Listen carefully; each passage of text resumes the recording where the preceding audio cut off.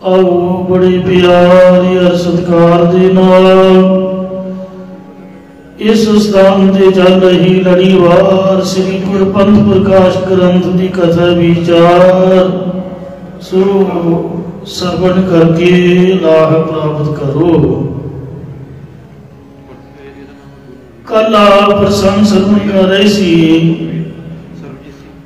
कि जथेदार सरदार भगेल सिंह जी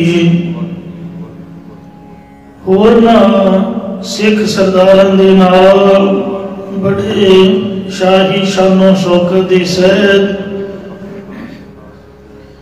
हाथी दी अंबारी दे उपर चढ़ के बाकी सरदारां नूं घोड़ियां ते चढ़ा के कलगियां सजा के कमाना पकड़ के फौजां दे समेत शाही किले विच बादशाह के सदा पत्र से प्रवेश कर गए। बादशाह ने आओ भगत की और सिख सरदारों कमाना भेटा कीतियां, सिर पाव दिते, योग उच्ची जगह ते अपने पास बिठा लिया। तुरन लगिया उन्हें इच्छा प्रकट की थी कि मैं सुनी है कि सिंह लुट मारने में बड़े मार होंगे ने, मैं कभी वेखी नहीं, मैनू दिखाओ। कहते ले ये भी कोई गल है, कल ही दिखा देंगे। तू कोठे चढ़ी ते लागे तेरे पूने का खेत है गन्नियां दा, नाले गन्ने चुपणगे सिंह ते नाले तेनों नाटक करके लुट मारदा दिखाओगे। इधर अगले दिन शामा बईया सरदार भगेल सिंह ने बादशाह नूं सुनिया भेजिया भी उन्होंने कोठे चढ़। इधर फौजा नूं हुक्म दिता भी जाओ भाई जाके लुट मारदा तमाशा करो, किसी दातरी किसी कुहाड़ी जो हाथ आया लैके वाह उदाई चढ़े ने। अगला प्रसंग प्यार में सुनो जी, गज की कह दो सतनाम श्री वाहिगुरु जी। सतनाम श्री वाहिगुरु साहिब जी दोहरा। राम दयाल जाई शाही पै कह ऊंचा दयो बहाई। सिंघां दी लुट दा नजारा वेखण वास्ते राम दयाल वजीर ने दिल्ली के बादशाह नूं किले पर उच्ची जगह बिठा दिता है। लुटन वार लै खड़ियो सुखू सिंह जाय। तदों तक लुटन वाले सिंघां नूं नाल लैके सरदार सुखू सिंह जमुना के किनारे जा खड़ा होया। भाई शाही कहीं अब हल्ला कराओ। बादशाह ने किया हूं लुट दा हल्ला करा दियो, वेखिए लुट दा नजारा सिंह किवें लुटदे हन। अपन वजासो लुट दिखायो। अपने तरीके नाल जिवें तुसीं अगे लुटदे हो उवें लुट के विखायो। मगरो सिंह जी चढ़े आए।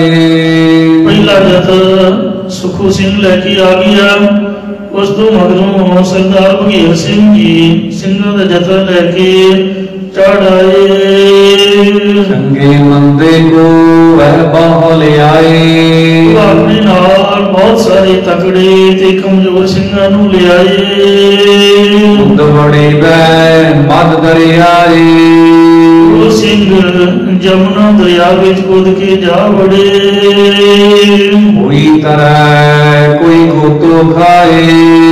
कई सिंह तां जमुना दरिया च तरदे जांदे ने ते कईयां दियां चुभियां लग गईयां, पानी दे विच ही गोते खा गए। कई मुड़ खड़े कोई रुड़ते जाए। कई तां मुड़ के किनारे ते आके खड़े कि आपां तां इत्थे ही लुटांगे। कई दरिया विच रुड़े जांदे सन। कई सिर पग रही रुड़ी बही जाए। जदों सिंघां दा हल्ला हो गया, एक दूसरे के उत्ते फिर किसी सिंह का दुमाला वध गया है अते जमुना के पानी दे विच बह के रुढ़िया जा रहा है। कई पहुँचे जाए परले पार, कई सिंह दरिया करके परले किनारे तू पार पहुंच गए। कई खड़े कई मत पाए खुआर, कई तो उरे ही खड़ गए ने जिन्हां तो तर नहीं होया। कई दरिया दे विचकार जाके खुआर हुए उन्हां उरार ते ना पार होए। कई पूने लै उड़ पी आए, ਜਿਹੜੇ ਹੁਸ਼ਿਆਰ ਸਨ ਉਹ ਤਾਂ ਪੁੰਨੇ ਗੰਨੇ ਲੈ ਕੇ ਮੁੜ ਕੇ ਵੀ ਆ ਗਏ। उनको खोस कई रस्ते लैता आए, ਜਿਹੜੇ ਦਰਿਆ ਦੇ ਉਰਲੇ ਪਾਸੇ ਖੜੇ ਸਨ ਉਹ ਤਾਂ ਤਾਜ਼ਾ ਦਾ ਮੀਂਹ ਸਨ, ਉਹਨਾਂ ਨੂੰ ਅਜੇ ਪਾਰ ਵੀ ਨਹੀਂ ਸੀ ਲੱਗਣ ਦਿੱਤਾ ਕਿ ਪੁੰਨੀ ਉਹ ਲੈ ਗਏ ਲੁੱਟ ਕੇ ਉਹਨਾਂ ਦੇ ਕਈ ਰਸਤੇ ਵਿੱਚੋਂ ਖੋ ਕੇ ਉਹਨਾਂ ਤੇ हल्ला कर गए। वह उसको वह उसे तकावे, वो सिंह तको तकी हो गए ने एक दूजे नाल। वो अगों लुट के ले आए वो उन्होंने भी लुटी जाते ने। वो उसको खोंदा है अते अगों उसनों धक्का मार के पुन्नी तो परे कर दिंदा है। वह उस दाड़ है वह भगत पावे, कई उथे घोड़ी पे इधर उधर भी मैं नहीं तेन झुकन देना पुन्ना ਉਹਦੇ ਦਾੜੇ ਨੂੰ ਹੱਥ ਪਾ ਲੈਂਦਾ ਤੇ ਉਹਦੀ ਪੱਗ ਨੂੰ ਹੱਥ ਪਾਉਂਦਾ ਹੈ। ਲੜਾਈ ਦੇ ਵਿੱਚ ਤਾਂ ਫਿਰ ਇੰਜੀ ਹੁੰਦਾ ਹੈ। ਦੇਖ ਪਾਤਸ਼ਾਹ ਵੱਡ ਖੁਸ਼ੀਆਂ ਕਰੈ, ਜਦੋਂ ਸਿੰਘਾਂ ਦਾ ਇਹ ਤਰੀਕਾ ਵੇਖਿਆ ਕਿ ਚੰਗੀ ਗੱਲ ਹੈ ਲੁਟੇਰਿਆਂ ਤੋਂ ਅਗਾਂਹ ਹੋਰ ਲੁੱਟੀ ਜਾਂਦੇ ਨੇ ਉਹਨਾਂ ਨੂੰ ਲੁੱਟਣ ਦਾ ਕੋਈ ਥਾਂ ਨਹੀਂ ਛੱਡਿਆ ਇਹਨਾਂ ਨੇ। ਇਉਂ ਵੇਖ ਕੇ ਪਾਤਸ਼ਾਹ ਬੜਾ ਖੁਸ਼ ਹੁੰਦਾ ਹੈ ਕਿ ਕਮਾਲ ਹੈ ਇਹਨਾਂ ਦੀ ਲੁੱਟ। ਇਹਨਾਂ ਦੀ ਤਾਂ ਆਪਸ ਵਿੱਚ ਵੀ ਕੋਈ ਲਿਹਾਜ਼ ਨਹੀਂ ਤੇ ਦੂਜੇ ਨੂੰ ਕਿਵੇਂ ਛੱਡਦੇ ਹੋਣਗੇ। ਹੱਸ ਹੱਸ ਬਹਿ ਆਓ ਲਿਟ ਲਿਟ ਪਰ, ਬਾਦਸ਼ਾਹ ਹੱਸ ਹੱਸ ਕੇ ਬੈਠ ਜਾਂਦਾ ਤੇ ਲਿਟ ਲਿਟ ਪੈਂਦਾ ਖੁਸ਼ੀ ਦੇ ਨਾਲ ਸਿੰਘਾਂ ਦੀ ਲੁੱਟ ਦਾ ਨਜ਼ਾਰਾ ਵੇਖ ਕਰਕੇ। ਹਸਤੀ ਘੋੜੇ ਉਠ ਪਟ ਜੋ ਤਹੀ ਲੱਦ ਲਿਆਹੀ, ਜਿਹੜੇ ਜਥੇ ਬਣ ਕੇ ਗਏ ਸਨ ਕੋਈ ਉਧਰੋਂ ਹਾਥੀ ਲੱਦ ਲਿਆਇਆ ਕੋਈ ਊਠ ਅਤੇ ਘੋੜੇ ਲੱਦੀ ਤੁਰੇ ਆਉਂਦੇ ਹਨ। ਰਸਤੇ ਹੀ ਤੇ ਉਨਕੋ ਲੁਟੈ ਔਰ ਸੁਖਾਹੀ, ਜਿਹੜੇ ਲੁਟੇਰੇ ਨਦੀ ਤਾਂ ਪਾਰ ਜਾਣ ਜੋਗੇ ਹੈ ਨਹੀਂ ਸਨ ਰਸਤੇ ਵਿੱਚ ਹੀ ਖੜੇ ਸਨ। ਉਹਨਾਂ ਨੂੰ ਪੈ ਗਏ ਟੁੱਟ ਕੇ ਉਹ ਰਸਤੇ ਵਿੱਚੋਂ ਹੀ ਉਹਨਾਂ ਨੂੰ ਲੁੱਟੀ ਜਾਂਦੇ ਨੇ ਅਤੇ ਗੰਨੇ ਵਿਹਲੇ ਬੈਠੇ ਉੱਥੇ ਚੁੱਪੀ ਜਾਂਦੇ ਹਨ। ਭਾਈ ਕਈ ਨੱਠੇ ਜਾਹੀ ਪਗਨ ਲੁਹਾਈ, ਕਈ ਆਪਣੀ ਦੁਮਾਲੇ ਲਹਾ ਕੇ ਦੁਮਾਲੇ ਨੂੰ ਸਾਂਭਦੇ ਹੋਏ ਭੱਜੇ ਜਾਂਦੇ ਹਨ। ਕਈ ਨੱਠੇ ਜਾਹੀ ਗੁੜ ਕੁੱਤਾ ਖਾਹੀ, ਕਈ ਭੱਜੇ ਜਾਂਦੇ ਇੱਕ ਸੁਣ ਮੁਕੀ ਹੋਈ ਤੁਰੇ ਜਾਂਦੇ ਨੇ। ਕਈ ਭੱਜੇ ਜਾਂਦੇ ਲੋਟ ਪੋਟਣੀਆਂ ਖਾਈ ਜਾਂਦੇ ਹਨ। ਸਿੰਘਾਂ ਦੀ ਤਾਂ ਇਹ ਆਮ ਹੀ ਗੱਲ ਹੈ। ਮੈਨੂੰ ਯਾਦ ਹੈ ਕਿ ਕਿਸੇ ਸਿੰਘ ਨੂੰ ਮੈਂ ਕਿਹਾ ਕਾਫੀ ਚਿਰ ਪਹਿਲਾਂ ਦੀ ਗੱਲ ਹੈ ਮੈਂ ਤੇ ਰਹਿੰਦੇ ਆ ਮੈਂ ਕਿਹਾ ਵੀ ਤੂੰ ਨਿਤ ਨਵੀਆਂ ਚੱਪਲਾਂ ਕਮਰੇ 'ਚ ਲਈ ਆਉਂਦਾ ਮਤਲਬ ਕਹਿਣ ਦਾ ਵੀ ਤੇਰੀਆਂ ਆਪਣੀਆਂ ਤਾਂ ਨਹੀਂ ਹੋਣਗੀਆਂ।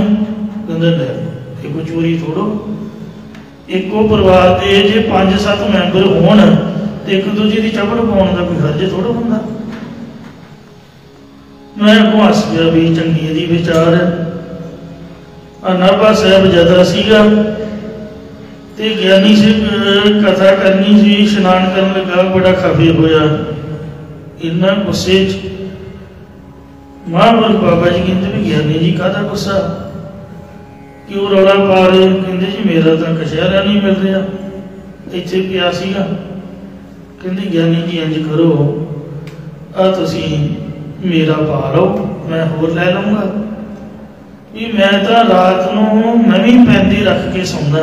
ਸਿੰਘ ਦਾ ਫਰਜ਼ ਹੈ ਇਸ ਵੇਲੇ ਇਸ਼ਨਾਨ ਕਰਨਾ ਹੋਵੇ ਜਾਂ ਦੁਪਹਿਰੇ ਕਰਨਾ ਹੋਏ, ਆਪ ਦਾ ਕਸ਼ਹਿਰਾ ਆਪਦੀ ਪੈਂਦ ਥੱਲੇ ਰੱਖੋ। ਗਲਤੀ ਤਾਂ ਤੇਰੀ ਹੈ। ਇਹ ਤਾਂ ਆਪ ਚੰਗੀ ਮੇਰਾ ਨਹੀਂ ਛੱਡਦੇ, ਤੇਰਾ ਕਿੱਥੋਂ ਛੱਡਣਗੇ। ਤੋ ਕਹਿਣ ਦਾ ਭਾਵ ਹੀ ਹੈ ਵੀ ਇਹ ਤਾਂ ਪਰਿਵਾਰ ਦੇ ਵਿੱਚ ਆਪਸ ਦੇ ਵਿੱਚ ਜਿਸ ਤਰ੍ਹਾਂ ਇੱਕੋ ਟੱਬਰ 'ਚ ਇੱਕ ਦੂਜੇ ਦੀ ਚੀਜ਼ ਉਹ ਲੈ ਲੈਂਦੇ ਨੇ, ਵਰਤ ਲੈਂਦੇ ਨੇ, ਇੰਝ ਹੀ ਸਮਝਦੇ ਨੇ। ਤੋ ਇਹ ਨਹੀਂ ਕੋਈ ਖਾਸ ਗੱਲ ਮੰਨਦੇ ਨੇ। ਆਮ ਲੋਕਾਂ ਲਈ ਹੋਊਗਾ ਵੀ ਇਸ ਤਰ੍ਹਾਂ ਹੈ ਉਸ ਤਰ੍ਹਾਂ ਹੈ, ਇਹਨਾਂ ਲਈ ਤਾਂ ਆਮ ਹੀ ਗੱਲ ਹੈ। ਇਹ ਤਾਂ ਭੱਜੇ ਜਾਂਦੇ ਕਸੁੰਨਮੁਖੀ ਹੋਏ ਤੁਰੇ ਜਾਂਦੇ ਨੇ। ਲੋਕਾਂ ਦੇ ਭਾਣੇ ਵੀ ਸ਼ਾਇਦ ਲਾੜੀ ਪਏ ਨੇ ਤੇ ਕਈ ਭੱਜੇ ਜਾਂਦੇ ਲੋਟ ਪੋੜਨੀਆਂ ਖਾਈ ਜਾਂਦੇ ਨੇ। ਇਕੱਲਾ ਨੱਠੇ ਮੁੜ ਪਿੱਛਾ ਨਾ ਤਕਾਵੇ, ਕੋਈ ਇਕੱਲਾ ਹੀ ਭੱਜਿਆ ਜਾਂਦਾ, ਮੁੜ ਕੇ ਪਿੱਛਾ ਨਹੀਂ ਦੇਖਦਾ, ਇੱਕ ਦੂਜੇ ਦੀ ਸਹਾਇਤਾ ਕੋਈ ਨਹੀਂ ਕਰਦਾ। ਜਿਵੇਂ ਕੋਈ ਘੋੜੇ ਤੋਂ ਡਿੱਗ ਪਿਆ ਤਾਂ ਭੱਜ ਕੇ ਪਰੇ ਹੋ ਜਾਂਦਾ ਕਿ ਕਿਤੇ ਕੋਈ ਦੂਜਾ ਘੋੜਾ ਨਾ ਉੱਥੋਂ ਦੀ ਲੰਘਾ ਦੇਵੇ। ਰਲ ਮਿਲ ਘੁੱਲ ਤੇ ਠੀਕੇ ਲਗਾਵੇ, ਇੱਕ ਰਲ ਮਿਲ ਕੇ ਉਧਰ ਉਧਰ ਇੱਕ ਸੁਨਮੁਖੀ ਹੋਈ ਜਾਂਦੇ।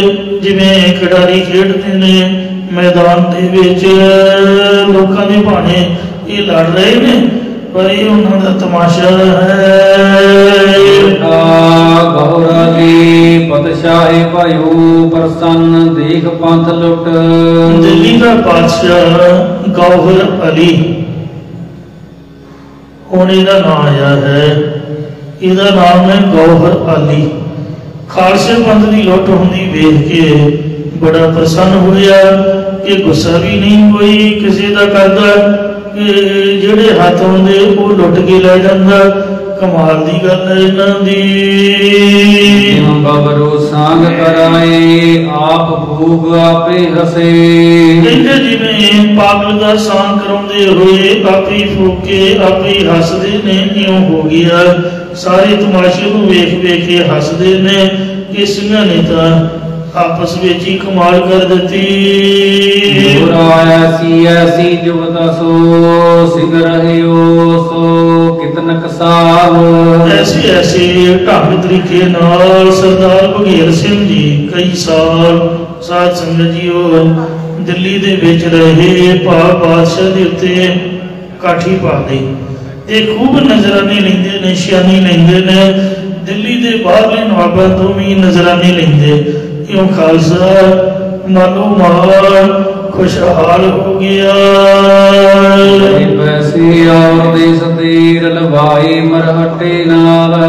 ਸਰਦਾਰ ਬਘੇਲ ਸਿੰਘ ਬੜਾ ਹੀ ਨੀਤੀ ਵੇਤਾ ਸੀਗਾ। ਇਸ ਨੇ ਮਰਹਟਿਆਂ ਨੂੰ ਆਪਣੇ ਨਾਲ ਲਾ ਕੇ ਦੇਸ਼ ਦੇ ਹੋਰ ਭਾਗਾਂ ਤੋਂ ਵੀ ਉਗਰਾਹੀ ਕਰ ਲਈ। ਜਿਹੜੇ ਬਾਦਸ਼ਾਹ ਤੋਂ ਆਕੀ ਸਨ ਨਹੀਂ ਸਨ ਹੁੰਦੇ ਉਹਦੀ ਜੇਲ ਹੇਠਾਂ ਉਹਨਾਂ ਨੂੰ ਬਘੇਲ ਸਿੰਘ ਨੇ ਕਾਬੂ ਕਰਕੇ ਉਗਰਾ ਲਿਆ। ਸਮਝ ਲਓ ਵੀ ਲੁੱਟ ਲਿਆ। ਥਾਣਾ ਦਿੱਲੀ ਬਹਾਏ ਫਿਰ ਬਦਸ਼ਾਹੋ ਛਿਆਨੀ ਲਗਾਏ। ਬਾਦਸ਼ਾਹ ਦੇ ਸਿਰ ਦੇ ਉੱਤੇ ਦਿੱਲੀ ਆਪਣਾ ਥਾਣਾ ਬਿਠਾ ਕੇ, ਜਿੱਥੇ ਸਬਜ਼ੀ ਮੰਡੀ ਹੈ ਸਮਝ ਲਓ ਸਿੰਘਾਂ ਨੇ ਉੱਥੇ ਥਾਣਾ ਪਾਇਆ ਹੋਇਆ। ਫਿਰ ਬਾਦਸ਼ਾਹ ਤੋਂ ਛਿਆਨੀ ਲਿਖਾ ਕੇ ਕਿ ਬਾਦਸ਼ਾਹੀ ਮਾਮਲੇ ਦੀ ਉਗਰਾਈ ਰੁਪਈਏ ਵਿੱਚੋਂ 6 ਆਨੇ ਸਰਦਾਰ ਬਘੇਲ ਸਿੰਘ ਦੇ ਹੋਣਗੇ। ਅੰਮ੍ਰਿਤ ਸਾਰ ਜਿਤ ਇਸ਼ਨਾਨ ਧਾਰ ਮੁੜ ਪੜਿਓ ਤਿਸ ਹੀ ਰਾਹੇ। ਬਸ ਇੱਥੇ ਗੱਲ ਸਮਾਪਤ ਹੋ ਜਾਂਦੀ ਹੈ। ਅੰਮ੍ਰਿਤਸਰ ਕਿਹੜਾ ਭੱਜ ਚੱਲਿਆ ਸੀਗਾ। ਦੀਵਾਲੀ ਤਾਂ ਹਰ ਸਾਲ ਆਉਂਦੀ ਹੋਈ ਸੀਗੀ। ਸਰੋਵਰ ਵੀ ਉੱਥੇ ਰਹਿਣਾ ਸੀ, ਇਸ਼ਨਾਨ ਮੁੜ ਕੇ ਕਰੀ ਜਾਂਦੇ, ਜਿੰਨਾ ਮਰਜ਼ੀ ਨਹਾਈ ਜਾਂਦੇ। ਚੰਗਾ ਭਲਾ ਰਾਜ ਮਿਲਿਆ ਸੀਗਾ, ਕੋਈ ਚੰਗਾ ਪ੍ਰਬੰਧ ਕਰਕੇ ਆਉਂਦੇ। ਬਸ ਇਹੀ ਗਲਤੀ ਕਰ ਰਹੇ ਕੁਛ ਵਿੱਚੋਂ ਮੇਰੇ ਤੇਰੇ ਵਰਗੇ ਸਰਦਾਰ ਬਘੇਲ ਸਿੰਘ ਵੱਲ ਵੇਖ ਕੇ ਸੋਚਣ ਲੱਗ ਪਏ ਕਿ ਵੱਡਾ ਬਣਿਆ ਫਿਰਦਾ, ਹੁਣ ਕਲਗੀ ਤਾਂ ਇੱਕੋ ਦੇ ਸਿਰ ਤੇ ਲੱਗੂਗੀ। ਜਥੇਦਾਰ ਬਾਦਸ਼ਾਹ ਤਾਂ ਇੱਕੋ ਹੀ ਮੰਨਿਆ ਜਾਊਗਾ। ਉਹ ਅਗਲੇ ਕਹਿਣ ਵੀ ਆਪਾਂ ਕਿਹੜਾ ਮਾੜੇ ਆ, ਆਪਾਂ ਵੀ ਤਾਂ ਬਰਾਬਰ ਦੇ ਆ, ਸਾਨੂੰ ਕਿਉਂ ਨਹੀਂ ਮੰਨਦੇ। ਇਸ ਤਰੀਕੇ ਦੇ ਨਾਲ ਸੋ ਇੱਕ ਦੂਜੀ ਨਾਲ ਈਰਖਾ ਪੈ ਗਈ। ਤੇ ਜਦ ਸਰਦਾਰ ਬਘੇਲ ਸਿੰਘ ਨੇ ਵੇਖਿਆ ਵੀ ਖਾਲਸਾ ਤਾਂ ਇਹ ਹੁਣ ਈਰਖਾ 'ਚ ਪੈ ਗਿਆ, ਲੜਾਈ ਹੋਊਗੀ, ਉਹਨੇ ਸੋਚਿਆ ਬਣਾ ਇਹ ਦਿੱਲੀ ਦੇ ਪਿੱਛੇ ਆਪਾਂ ਕਿਉਂ ਲੜਨਾ, ਆਪਾਂ ਗੁਰੂ ਜੀ ਦੇ ਸਿੰਘ ਆ ਤੇ ਚਲੋ ਅੰਮ੍ਰਿਤਸਰ ਦੀਵਾਲੀ ਮਨਾਉਂਦੇ ਆ। ਇਉਂ ਕਮਲਾ ਖਾਲਸਾ ਮੈਨੂੰ ਮਾਫ ਕਰਨਾ, ਦਿੱਲੀ ਦਾ ਰਾਜ ਭਾਗ ਛੱਡ ਕੇ ਤੇ ਆਪੋ ਵਿੱਚ ਇੱਕ ਦੂਜੇ ਨਾਲ ਕੰਟਰੋਵਰਸੀ ਦੇ ਡਰ ਖਣੋ ਸਰਦਾਰ ਬਘੇਲ ਸਿੰਘ ਹੈ ਤਾਂ ਬੜੇ ਸਿਆਣੇ ਸੀਗੇ, ਕਹਿੰਦੇ ਚਲੋ ਖਾਲਸਾ ਜੀ ਜਿਹੜੀ ਮਾਇਆ ਜਿਹੜਾ ਰਾਜ ਆਪ ਦੇ ਵਿੱਚ ਫੁੱਟ ਪਾਵੇ ਇਹਨੂੰ ਆਪਾਂ ਕੀ ਕਰਨਾ। ਪਤਾ ਨਹੀਂ ਮਹਾਰਾਜ ਨੇ ਇਹਨਾਂ ਦੇ ਸਿਰ ਉੱਪਰ ਕੀ ਤਿਆਗ ਤੇ ਵੈਰਾਗ ਥੋੜਿਆ, ਸ਼ਾਇਦ ਇਹ ਲੜਨ ਦੇ ਮਰਨ ਲਈ ਬਣਾਏ ਨੇ, ਲੜੀ ਜਾਓ ਮਰੀ ਜਾਓ ਰਾਜ ਕੋਈ ਹੋਰ ਕਰੀ ਜਾਏ। ਕਹਿੰਦੇ ਚਲੋ ਅੰਮ੍ਰਿਤਸਰ ਚਲੀਏ, ਇਸ਼ਨਾਨ ਕਰੀਏ, ਦੀਵਾਲੀ ਮਨਾਈਏ, ਇਸ ਤਰ੍ਹਾਂ ਸਤਨਾਮ ਵਾਹਿਗੁਰੂ ਕਰਕੇ ਤੇ ਚੰਗਾ ਭਲਾ ਬਣਿਆ ਬਣਾਇਆ ਸਭ ਕੁਛ ਉੱਥੋਂ ਛੱਡ ਕੇ ਦਿੱਲੀ ਤੋਂ ਵਾਪਸ ਅੰਮ੍ਰਿਤਸਰ ਦੀਵਾਲੀ ਦੇ ਮੇਲੇ ਤੇ ਆ ਗਏ। ਖਾਲਸਾ ਪੰਥ ਦਿੱਲੀ ਦੇ ਸਾਰੇ ਇਲਾਕੇ ਦੀ ਉਤਰਾ ਲੁੱਟਮਾਰ ਕਰਕੇ ਫਿਰ ਵਾਪਸ ਮੁੜਿਆ। ਸਰਦਾਰ ਬਘੇਲ ਸਿੰਘ ਨੇ ਨਾਲੇ ਖਾਲਸੇ ਪੰਥ ਨੂੰ ਰਜਾਇਆ, ਨਾਲੇ ਆਪ ਨਾਲ ਹੀ ਨਵਾਬਾਂ ਤੋਂ ਨਜ਼ਰਾਨੇ ਤੇ ਪਟੇ ਲਿਖਵਾ ਲਏ ਕਿ ਅੱਗੋਂ ਵਾਸਤੇ ਵੀ ਅਸੀਂ ਦਿੰਦੇ ਰਹਾਂਗੇ। ਇਉਂ ਸਰਦਾਰ ਬਘੇਲ ਸਿੰਘ ਦੀ ਸਿਆਣਪ ਦੱਸਦੇ ਨੇ। ਜਿਹੜੀ ਉਹ ਬੇਗਮ ਸੀ ਸਮਰੂ ਕੀ ਬੇਗਮ, ਸਾਰਾ ਕੰਮ ਉਹਨੇ ਹੀ ਵਿਗਾੜਿਆ, ਸਮਝ ਲਓ ਬੇੜਾ ਬਿਠਾਇਆ। ਖਾਲਸੇ ਨੂੰ ਆਪਦਾ ਭਰਾ ਬਣਾ ਕੇ ਤੇ ਉਹਨੂੰ ਦਿਆਲੂ ਕਿਰਪਾਲੂ ਕਰ ਲਿਆ ਤੇ ਆਪ ਰਾਜ ਭਾਗ ਦੀ ਮਾਲਕਣ ਬਣੀ ਰਹੀ।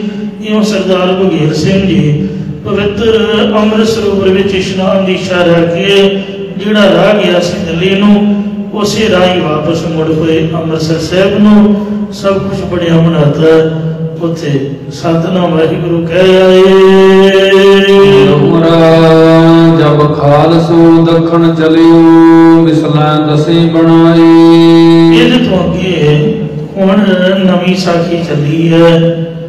ਕਹਿੰਦੇ ਅਬ ਸਾਖੀ ਡੀਕ ਘੁਮੇਰੋ ਭਰਤਪੁਰੇ ਕੀ ਲਿਖਿਆ ਤੇ ਭਰਤਪੁਰੀਏ ਸੂਰਜ ਮਲਨਨ ਮੇਲ ਤੇ 5 ਲੱਖ ਟਕਾ ਮਾਮਲਾ ਲੈ ਕੇ ਮਿਸਲਾਂ ਦੇ ਵਿੱਚ ਵੰਡਿਆ। ਇਹ ਅਧਿਆਈ ਦਾ ਸਿਰਲੇਖ ਹੈ। ਡੀਂਗ ਰਿਆਸਤ ਭਰਤਪੁਰ ਦਾ ਇੱਕ ਪੁਰਾਣਾ ਨਗਰ ਹੈ। ਇਹ ਮਥੁਰਾ ਤੇ ਭਰਤਪੁਰ ਦੇ ਐਨ ਵਿਚਕਾਰ ਸਥਿਤ ਹੈ। ਇਸ ਨਗਰ ਨੂੰ ਡੀਗ ਘੁਮੇਰ ਜਾਂ ਘੁਮੇਰ ਕਹਿੰਦੇ ਨੇ। ਜਦੋਂ ਖਾਲਸਾ ਆਪਣੀਆਂ 10 ਮਿਸਲਾਂ ਬਣਾ ਕੇ ਦੱਖਣ ਦੇਸ਼ ਨੂੰ ਚੱਲਿਆ, ਜਾਏ ਸੂਰਜ ਮਲ ਘੇਰਿਓ ਡੀਕ ਘੁਮੇਰ ਮਾਹੇ। ਡੀਗ ਘੁਮੇਰ ਜੋ ਅਲੀਗੜ੍ਹ ਦਾ ਕਿਲਾ ਹੈ, ਉਸ ਵਿੱਚ ਸੂਰਜ ਮਲ ਨੂੰ ਜਾ ਕੀ ਰਿਹਾ ਹੈ ਖਾਲਸੇ ਨੇ। ਲੱਖ ਟਕੇ ਉਹਨਾਂ ਲਿਖ ਘੱਲੇ ਤੋਂ ਮਿਲਣ ਆਇਓ ਆਪ। ਖਾਲਸੇ ਨੂੰ ਉਸਨੇ 7 ਲੱਖ ਟਕਾ ਨਜ਼ਰਾਨੇ ਦਾ ਲੈ ਕੇ ਭੇਜਿਆ ਕਿ ਮੈਂ 7 ਲੱਖ ਟਕਾ ਦੇਵਾਂਗਾ ਖਾਲਸੇ ਨੂੰ, ਅਤੇ ਖਾਲਸੇ ਨੂੰ ਮਿਲਣ ਵਾਸਤੇ ਆਪ ਆਇਆ ਸੂਰਜ ਮਲ। ਇਹ ਵੀ ਗੁਰੂ ਮਹਾਰਾਜ ਜੀ ਦਾ ਸਿੱਖ ਸੀ। ਸਿਆਮ ਸਿੰਘ ਸੋ ਜਿਮੂ ਸਭਿਓ ਮਿਲਾਪ।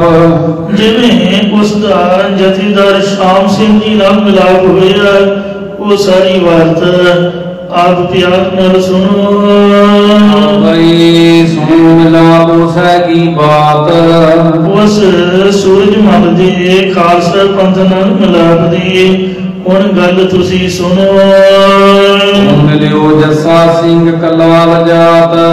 ਕਲਾਲ ਕੁਮਾਰ ਜਾਤ ਦੇ ਬਾਬਾ ਜੱਸਾ ਸਿੰਘ ਜੀ ਜਥੇਦਾਰ ਸ਼੍ਰੋਮਣੀ ਪੰਥ ਅਕਾਲੀ ਬੁੱਢਾ ਦਲ ਨੂੰ ਮਿਲਿਆ ਹੈ। ਉਹ ਸੂਰਜ ਮਲ ਸਰਦਾਰ ਜੱਸਾ ਸਿੰਘ ਜੀ ਆਲੂਵਾਲੀਏ ਚੌਥੇ ਜਥੇਦਾਰ ਸਨ ਬੁੱਢਾ ਦਲ ਦੇ। ਸਿਆਮ ਸਿੰਘ ਕੀ ਮੈਂ ਮਿਲੂੰ ਗਲੇ। ਕਿਉਂਕਿ ਬੁੱਢੇ ਦਲ ਦੇ ਜਥੇਦਾਰ ਨੂੰ ਆਗਿਆ ਨਹੀਂ ਹੈ ਕਿ ਉਹ ਕਿਸੇ ਨਾਲ ਹੱਥ ਮਿਲਾਏ ਜਾਂ ਕਿਸੇ ਨੂੰ ਗਲਵਕੜੀ ਪਾ ਕੇ ਮਿਲੇ। ਇਉਂ ਮਰਿਆਦਾ ਦੱਸਦੇ ਨੇ। ਉਸ ਭਰਤਪੁਰੀ ਰਾਜੇ ਸੂਰਜ ਮਲ ਨੇ कि मैं तुहाडा गुर भाई हाँ। गुरु महाराज मेरे को आए सन, मैं भी उन्हां दा सिख हाँ। इस वास्ते मेरी तुहाडी मुलाकात होनी चाहिए है। खालसा कहता ठीक है, कर ले तू मुलाकात, पर जथेदार नाल नहीं तू मिल सकता।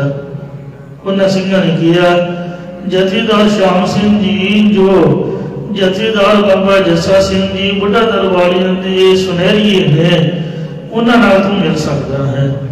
सरदार बघेल सिंह जी जथेदार श्याम सिंह जी के गढ़वाई सन। बघेल सिंह उन्होंने चेला है। अपनी मिसल उसने जथेदार बघेल सिंह को संभाली हुई है। जथेदार श्याम सिंह जी 12,000 सिंघां का जथा लैके पंथ बुढ़ा दल में सेवा करते सन। बघेल सिंह मिसलों के सारे कारज सवारदा, आपस में ही झगड़े होंदे रहिंदे। तो बघेल सिंह इंसाफ कराउंदा, तगड़े नूं घूर कप के ते उहनूं डरा के हटा दिंदा ते दिल्ली तक मामला उगराया सारा। जिवें दिल्ली के बादशाह पिछले अध्याय में तुसीं सुनिया कि गौहर अली दे नाल मुलाकात हुई। इस तरह ही मिथिया गया कि सूरजमल नूं जथेदार श्याम सिंह जी मिलवावांगे, असीं तां बाबा जस्सा सिंह ने आप नहीं मिलना है। वो सूरजमल कहन लगा कि मैं जथेदार श्याम सिंह के घरे मिलांगा, गलवकड़ी पा के। नाही तो जाऊ घर मुड़ चले। खालसा जी जे तुसी इस तरह जफी पा के मेरे नाल नहीं मिलोगे तो मैं बिना मिले ही अपने घर को मुड़ के चलिया जावांगा। श्याम सिंह कहे मैं मोनू मिलो नहीं। जथेदार श्याम सिंह ने कहन लगे भी वो तो मोना है ते बाकी बीबियां गले मिलदियां ने, बंदे थोड़ी मिलते हैं। या मुसलमान जदों ईद होंदी उदों मिलते हैं, आपां तां हथ भी नहीं मिलाउंदे। ਉਹਦੇ केस कटे हुए ने। मोने बंदे नूं मैं क्यों जफी पाऊंगा बई? ना ही मैं ਉਹਦੇ ਨਾਲ हथ मिलाउणा ते ना मैं ਉਹਦੇ ਨਾਲ गले मिलना है। वल दोईम जादे कराही। ये दोवें पासियां तो ही जिदा करदे ने। सूरजमल कहंदा मैं गले मिलना ते जथेदार श्याम सिंह कहंदा कि ना मैं हथ मिलाउणा ते ना मैं गले मिलना है। पंथ ने आस ठहराई। पंथ खालसे ने इस तरह वचन तय कर लिया आपस विच लाए तनखाही लयो पंथ बख्शाई। जथेदार श्याम सिंह नूं सिंघां ने कहा जथेदार जी तुसी सूरजमल नाल मिलो, मिल के पिछों तुसी विवेक लवा लियो, मतलब तनख्वाह लवा के पंथ तो बख्शा लियो, अपने आप को अरदास करवा लियो। पंथ के जथेदार नूं हुक्म नहीं है किसी नाल हाथ मिला के या गले मिलण दा, ये मर्यादा गुरु पंथ दी। ते तुसीं मुड़ के माफी मंग लियो पंजाबी वालियां कोल। जथेदार श्याम सिंह जी जथेदार बाबा जस्सा सिंह जी बुढ़े दल दे सुनहरीए सीगे, वो कहंदे भी असीं नहीं मिलना है। पंथ श्याम सिंह मन लई। खालसे पंथ बुढ़े दल ने हुक्म किया, जथेदार श्याम सिंह ने मंजूर कर लिया है। सूरजमल बहुत खुशी मन भई। सूरजमल के मन में बड़ी खुशी हुई है क्योंकि अगां फैसला ही मुक गया है कि जिसनूं भरा बना लिया फिर अगे नूं क्यों घेरेगा खालसा। जिस दी गल आके मिल गए जो मेरे ते कोई चढ़ के आवेगा तो खालसा पंथ मेरी मदद ते होवेगा। जिहड़ा भरा है वो भरा नूं गले मिलदा है, इसलिए वो आपकी सियासत दे विच सीगा कि जिन्हों भरा बना लीए फिर उसकी खातर सब कुछ करना पैंदा। तो उन्हें सवाल रखिया सीगा कि मैं जथेदार नाल गले मिलना है। अब मैं मिली पंथ पढ़ भयो। सूरजमल कहन लगा कि हुण मैं पंथ नूं मिल के वड्डा हो गया है। 7 लाख मेरो काम आयो। ये 7 लाख टका है जो मैं खालसे पंथ नूं नजराना दिता, मेरे काम आया। तुसीं मेरी राखी बन गए हो, सारी मेरी मदद हो गई हो। आगे खासो पंथ बह ਸਰਦਾ ਤਲਾਏ ਦੀਵਾਨ। ਅੱਗੇ ਖਾਲਸੇ ਪੰਥ ਨੇ ਦੀਵਾਨ ਸਜਾਏ, ਸਰਬੱਤ ਲਾਈ ਦੀਵਾਨ, ਸਰਬੱਤ ਖਾਲਸਾ ਦੀਵਾਨ ਦੇ ਵਿੱਚ ਆ ਕੇ ਸਜਿਆ ਹੈ। ਉਹ ਜੋੜੀ ਘੋੜੇ ਲੈ ਆਇਓ ਸੁਨਹਿਰੀ ਸਾਜ ਲਵਾਨ। 100 ਜੋੜੀਆਂ ਘੋੜਿਆਂ ਦੀਆਂ ਜਿਨ੍ਹਾਂ ਤੇ ਸੁਨਹਿਰੀ ਕੰਮ ਕੀਤੇ ਵਾਲੀਆਂ ਕਾਠੀਆਂ ਪਾਈਆਂ, ਉਹ ਲਿਆ ਕੇ ਹਾਜ਼ਰ ਕੀਤੇ। ਸੂਰਜ ਮੱਲ ਨੇ ਨਾਲੇ 7 ਲੱਖ ਟਕਾ ਦਿੱਤਾ, ਨਾਲੇ 100 ਜੋੜੀਆਂ ਘੋੜਿਆਂ ਦੀਆਂ ਦਿੱਤੀਆਂ ਖਾਲਸੇ ਨੂੰ। ਹੋਈ ਤੇ ਸਿਆਮ ਸਿੰਘ ਉੱਠ ਖਲੋਇਓ। ਜਦੋਂ ਰਾਜਾ ਸੂਰਜਮਲ ਪੰਥ ਵਿੱਚ ਆਇਆ ਤਾਂ ਉਸ ਨੂੰ ਮਿਲਣ ਵਾਸਤੇ ਜਥੇਦਾਰ ਸ਼ਾਮ ਸਿੰਘ ਜੀ ਉੱਠ ਕੇ ਖਲੋ ਗਏ। ਮੇਰੇ ਗੰਦੇਮ ਕੁਸ਼ਲ ਪੁੱਛਿਓ।